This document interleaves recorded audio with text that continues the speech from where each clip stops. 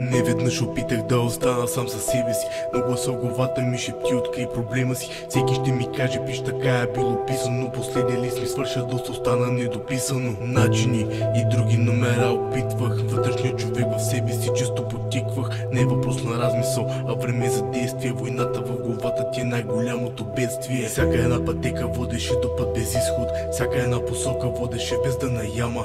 Доста пъти просто усещах, че съм доста близко, но накрая осъзнах, че живея в измама. Колко много доверих се на плода на въображението, излагах себе си и се отдадох на изкушението. Колко пъти заложих живота си на лихва, едно време бях себе си, но това вече е реликва. Говоря си ментално и много често изпадам в спорове и често в мълчанието си чувам тежки стонове. Кой ще те изкара от кълта, ако не драпаш? На живота ти е оферта, от теб зависи какво очакваш. Бях предаван и доста често наранен, криейки емоциите се обърнах срещу себе си. И макар и доста силно да се чувствах разорен, няма как да оставя малкия стоян с тежки белези. Загърбих егоизма си, помагах на всички. Всеки се обърна и ми каза: брат, оправи се. Вътрешно усещах се премръзнал и студен. Да, помогна ви на всички, кой ще помогне на мен. Дори не се и очудвам, това е живота. Всеки ти е полезен срещу шиба на банкнота. От теб зависи как ще процедираш в играта. Аз избирам само себе си, вярата и свободата. Дори не се и очудвам, това е живота. Всеки ти е полезен срещу шиба на банкнота. От теб зависи как ще процедираш в играта. Аз избирам само себе си, вярата и свободата.